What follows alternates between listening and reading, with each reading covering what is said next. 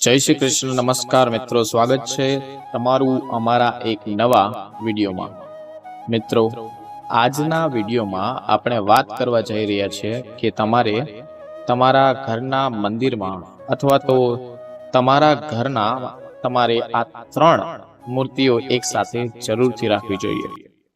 એટલે કે આજના વિડીયોમાં હું તમને જે મૂર્તિ બતાવવાનો છું તે ભગવાનની મૂર્તિ, એટલે કે તમારે તેને ઘરમાં જરૂરથી રાખવી જોઈએ.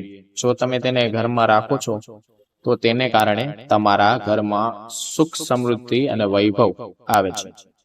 અને આ સાથે જો તમે દેવી દેવતાઓના વિશેષ રૂપની આશીર્વાદ મેળવવા માંગો છો તો તમે તેમના આશીર્વાદ મેળવીથી સફળ થવા માંગો છો તો અથવા તો જો તમે ભગવાનની પૂજા કરવા માંગો છો અને તમને પ્રસન્ન કરવા માંગો છો તો તમારે આ એવી મૂર્તિ છે, આ એક એવી ત્રિમૂર્તિ છે જેને તમારે તમારા ઘરના મંદિરમાં જરૂરથી રાખવી જોઈએ.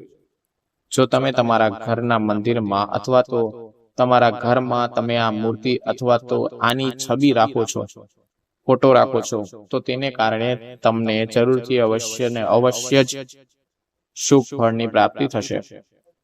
આની સાથે અમે તમને આગળ એ પણ કહેવાના છીએ કે તમારે તમારા પૂજા ઘરમાં તમારે જે મંદિર હોય છે તેમાં તમારે કઈ એવી મૂર્તિ હોય છે, ક્યાં એવા ભગવાનની મૂર્તિ હોય છે, કયા એવા દેવતાઓની મૂર્તિ હોય છે કે તમારે તેને તમારા ઘરમાં સ્થાન જ ન આપવું જોઈએ.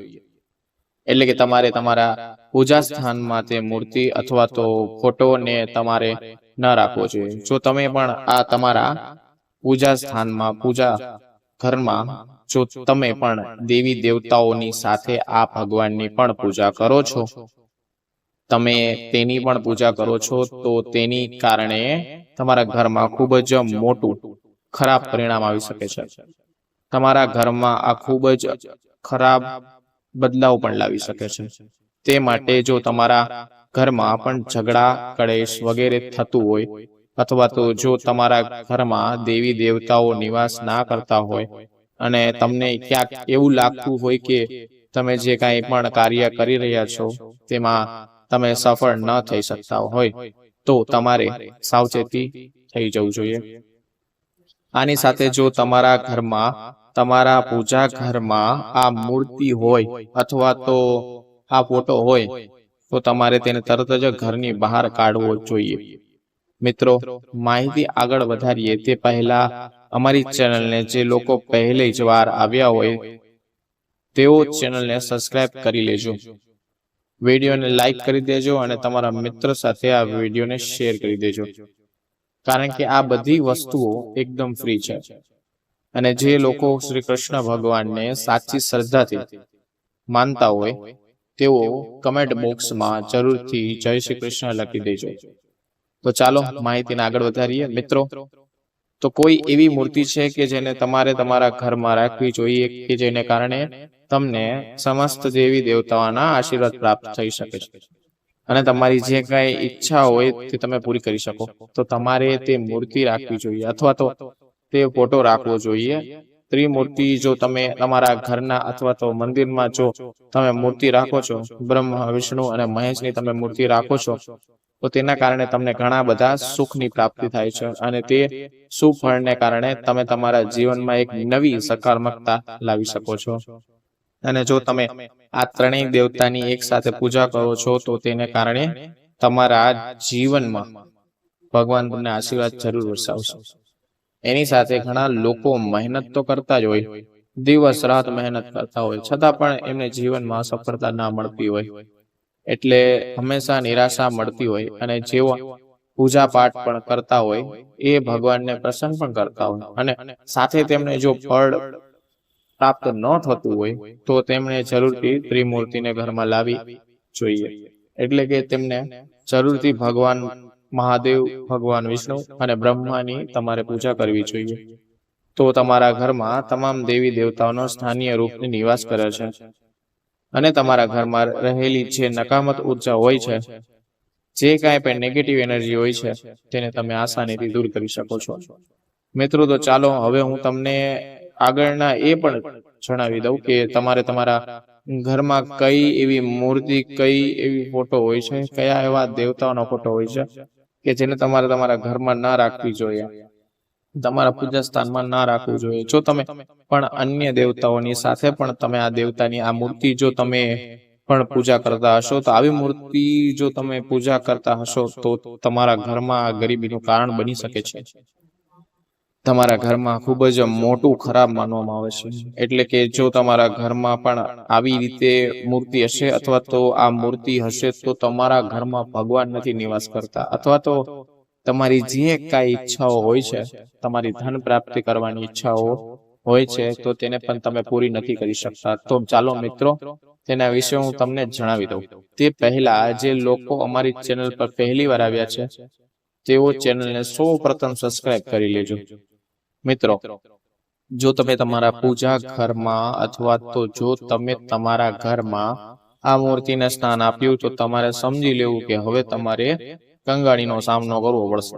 તમારા ઘરમાં ક્યારેય દેવી દેવતાઓનો નિવાસ નથી કરતા, અથવા તો તમારે દેવી દેવતાઓનો ક્રોધનો સામનો કરવો પડે. કારણ કે આપણા પુરાણોથી એ જ લખેલું છે કે જો કોઈ દેવી દેવતાઓ તમારા ઘરને ક્રોધિત થઈ જાય અથવા તો તમારાથી ક્રોધિત થઈ જાય તો તમારા જીવનમાં ક્યારેય પણ સુખ નથી રહેતું, તમારા જીવનમાં ક્યારેય પણ શાંતિ નથી રહેતી. નાની નાની બાબતોને લઈને તમારા જીવનમાં હંમેશા લડકા કલેશ થતા રહે છે. તે માટે જો તમે પણ તમારા જીવનમાંથી ઝઘડા કલેશને દૂર કરવા માંગો છો, તો તમારા જીવનમાં જો તમે સકારાત્મક શક્તિ મેળવવા માંગો છો તો તમારે પણ ઘરના મંદિરમાં આવી ખાસ બાબતનું અવશ્ય ધ્યાન રાખવું પડશે. આની સાથે તમારે આ એવી કેટલીક મૂર્તિઓની પૂજા નથી કરવાની. આની સાથે અમે તમને એક વિશેષ રૂપથી એક માહિતી જણાવી દઈએ કે જો ઘણા લોકો ના આટલા કે બધા લોકોના ઘરના ગણેશજીની મૂર્તિ રાખવામાં આવતી હોય છે, પરંતુ આ સાથે જો તેઓ પોતાના મંદિરમાં વિષમ સંખ્યાઓમાં ગણપતિજીની મૂર્તિ રાખતા હોય તો તેમને આવી રીતે વિષમ સંખ્યાઓમાં ગણપતિજીની મૂર્તિ ન રાખવી. આ તમારા ઘરમાં ગરીબીનું કારણ બની જાય શકે છે. તમારા ઘરમાં હંમેશા કોઈ પણ નવું કાર્ય તમે જો કરવા જઈ રહ્યા હોય તો તેમાં તમને વિઘ્નનો સામનો કરવો પડે છે. તે માટે તમારે ગણેશજીને વિશેષ સંખ્યામાં ક્યારે પણ મૂર્તિ તમારા ઘરમાં ના રાખવી. જેમ કે એને એકી સંખ્યામાં પણ કહેવામાં આવે છે. 1, 3 અથવા તો 5 કે સંખ્યામાં જો તમે તમારા મંદિરમાં મૂર્તિ રાખો છો તો તેને કારણે તમારા ઘરમાં હંમેશા નાની નાની વાતોને લઈને અથવા તો જો તમારા ઘરમાં તમે કોઈ પણ કાર્ય કરવા જઈ રહ્યા છો, શુભ કાર્ય કરવા જઈ રહ્યા હોય, આની સાથે જો તમે ગણપતિની પૂજા પણ કરતા હોય તો તેનું તમને સુફળ નથી પ્રાપ્ત થતું. તે માટે તમારે ગણેશજીની વિષમ સંખ્યામાં ક્યારેય મૂર્તિ નથી રાખવાની.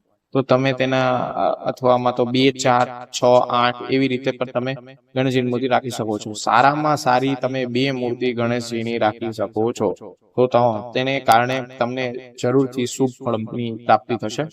અને જો તમે ગણેશજીને સારી રીતે આશીર્વાદ મેળવવા માંગો છો અને ગણેશજીના આશીર્વાદથી જો તમે તમારા જીવનમાં સફળ થવા માંગો છો તો તમારે હંમેશા તમારા પૂજા સ્થાન ઉપર 2 ગણેશજીની મૂર્તિ રાખવી જોઈએ.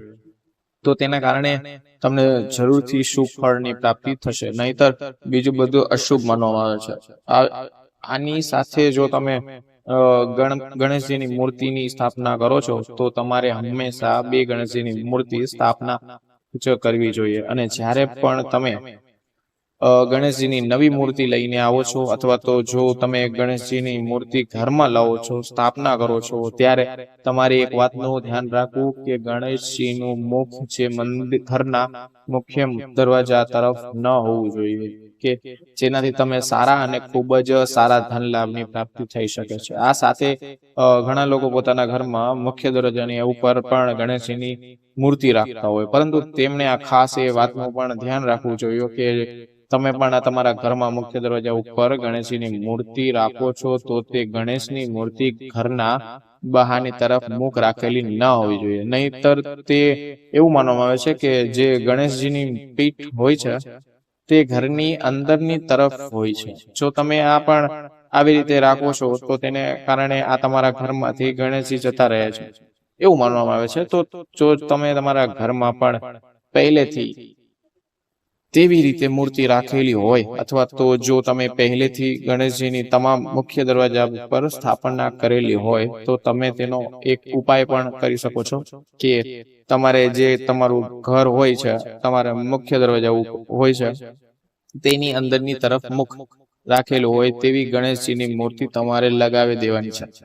જો તમે પણ આવી રીતે બંને બાજુ ગણેશજીની મૂર્તિ લગાવો છો તો તમને કેટલું જ તે શુભ ફળ પ્રાપ્ત થશે. આના સાથે ઘણા લોકો પોતાના મંદિરમાં શિવલિંગ રાખે છે અથવા તો શિવ ભગવાનની શિવલિંગ રાખે છે.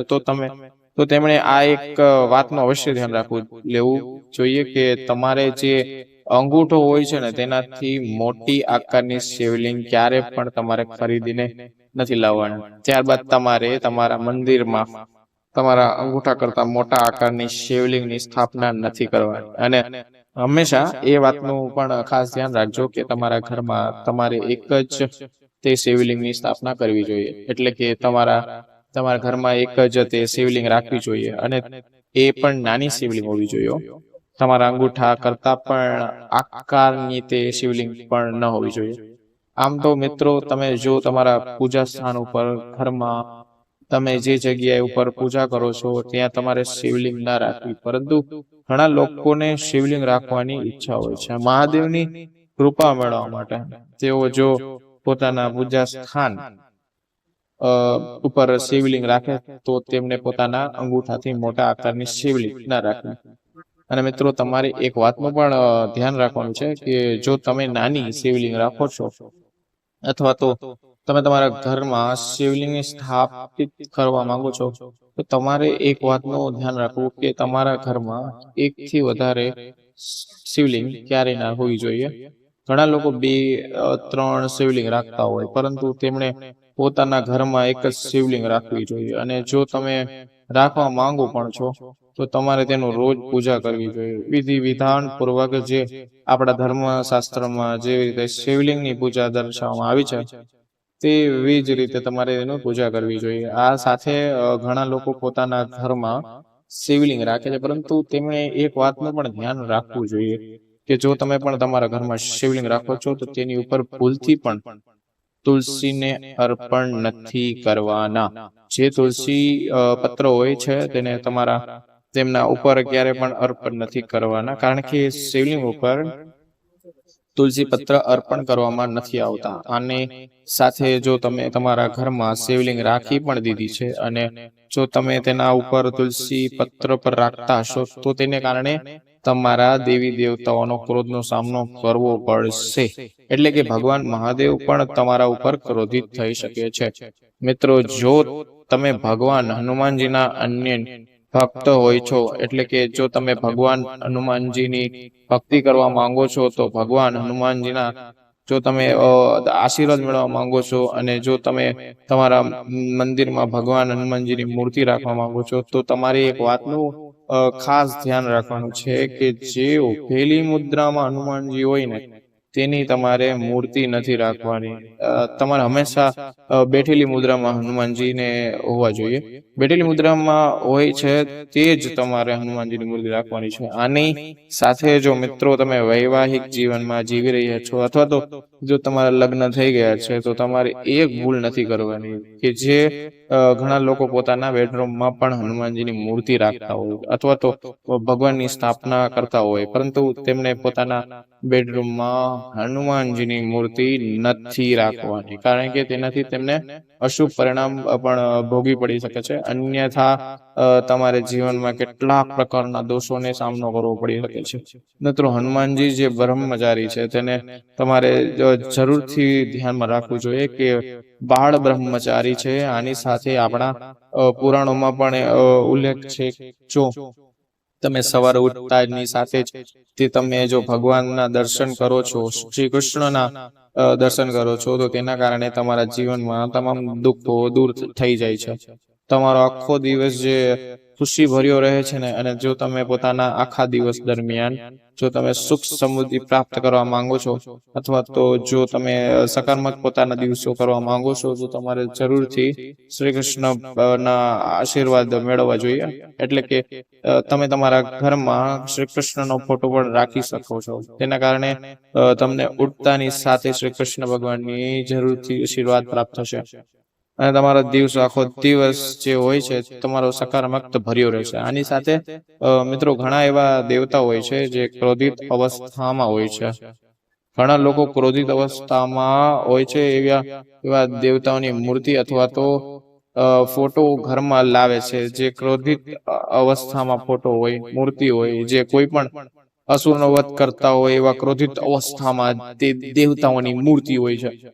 તો તેમણે પોતાના ઘરમાં આ લાવવાનું અશુભ માનવામાં આવે છે. જો તમે પણ તમારા ઘરમાં ક્રોધિત અવસ્થામાં દેવી દેવતાની જો કોઈ તમે મૂર્તિ લાવો છો ને તો કોઈ પણ ફોટો લગાવો છો, છબી લગાવો છો, તો તમારે આ પ્રકારની મૂર્તિ અથવા તો તે ફોટો તમારા ઘરમાં તેની સ્થાપના ન કરવી, કારણ કે તે તમારા ઘરમાં વાસ્તુ દોષને ખરાબ કરી શકે છે. આની સાથે સાથે તમારા ઘરમાં હંમેશા ઝઘડા કરે છે અને કલેશ ઉત્પન્ન કરી શકે છે. નાની નાની બાબતોમાં તમારા ઘરમાં ઝઘડાઓ લાવી શકે છે અને તમારા ઘરમાં એક ખૂબ જ ખરાબ માનવામાં આવે છે. તે માટે તમારે આ વાતનું ખાસ ધ્યાન રાખવું જોઈએ. તમારે હંમેશા શાંતિથી સુંદર મુખવાળી જે ફોટા હોય, જે ભગવાનની મૂર્તિ હોય, તેની તમારે પૂજા કરવી જોઈએ. આવા પ્રકારની મૂર્તિ તમારે પૂજા ના કરવી કે જે મૂર્તિ ક્રોધિત અવસ્થામાં હોય. અને આ સાથે મિત્રો, જો તમે તમારા ઘરમાં મંદિરમાં અથવા તો જો તમે તમારા મંદિરના ભગવાનની પૂજા રાખો છો, ભગવાનને લગતી કઈ પણ વસ્તુઓ રાખો છો, ભગવાનનો ફોટો રાખો છો, તો તમારે આ વાતનું ધ્યાન રાખવું જોઈએ કે જે તમે અક્ષત અર્પણ કરતા હોય છે, તમે ચોખા અર્પણ કરતા હોય ભગવાનને, તે ચોખા તૂટેલા ના હોવા જોઈએ. જો તમે આ ચોખા તૂટેલા હોય તો તેવા જો તમે અર્પણ કરો છો તો ભગવાનને, જો તમે આવા ચોખાને અર્પણ કરો છો તો તેના કારણે તમારા જીવનમાં ભારે ગરીબી આવી શકે છે. તમારા જીવનમાં ખરાબ માનવતામાં આવે છે. આની સાથે તમારે વાસ્તુશાસ્ત્રમાં પણ આ ખૂબ જ ખરાબ માનવામાં આવે છે. જો તમે તૂટેલા ચોખા અભિષેક કરો છો ભગવાન ઉપર, તો તેને કારણે તમારા જીવનમાં આ ગરીબી લાવી શકે છે. ભગવાન તમારાથી પ્રસન્ન થતા, તેના બદલે ભગવાન તમારાથી નારાજ થઈ જાય છે અને તમારા જીવનમાં તમને ક્યારે પણ નિવાસ નહીં કરે. તે માટે એ બાબતનું તમે ખાસ ધ્યાન રાખજો અને પોતાના જીવનમાં આ પ્રકારની ભૂલો ના કરતા. આ સાથે ઘણા લોકો ઘરમાં ખંડિત મૂર્તિઓ હોય છે ભગવાનની, કંઈ પણ વસ્તુ તૂટેલી હોય છે અથવા તો થોડી એક નાની વસ્તુ પણ તૂટેલી હોય તો તેવી ખંડિત મૂર્તિ હોય છે. જો તેમણે આ મૂર્તિને કોઈ પણ વહેતા જળમાં પધરાવી દેવી જોઈએ, કારણ કે પણ ખંડિત મૂર્તિને તમારે તમારા ઘરમાં ન રાખવી જોઈએ. જો તમે ખંડિત મૂર્તિ હોય, જે તૂટેલી મૂર્તિ હોય, તો તમે તેને તમારા ઘરમાં રાખો છો તો તેના કારણે દુર્ભાગ્યનું કારણ બની શકે છે. તમારા ઘરમાં ખૂબ જ ખરાબ માનવામાં આવે છે અને તમારા ઘરમાં નકારાત્મકતાનું કારણ પણ બની શકે છે. તમારા ઘરમાં દરિદ્રતા પણ લાવી શકે છે.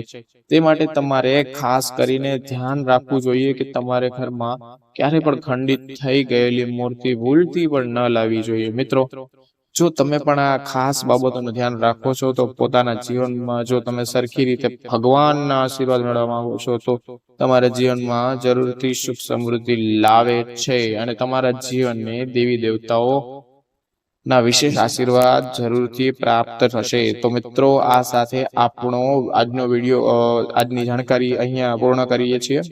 જો તમને આ વિડીયો અને આ જાણકારી પસંદ આવી હોય તો અમારી ચેનલને જરૂરથી અત્યારે જ સબસ્ક્રાઇબ કરી લેજો. જે લોકો અમારા વિડીયો હજી સુધી જો વિડીયો લાઈક ના કર્યો હોય તો લાઈક કરી દેજો, તમારા મિત્રો સાથે શેર કરી દેજો. ફરી મળીશું આવા જ એક નવા વિડીયો સાથે અને એક નવી માહિતી સાથે. ત્યાં સુધી સૌને મારા જય શ્રી કૃષ્ણ અને બધા બોલો હર હર મહાદેવ. રાધે રાધે.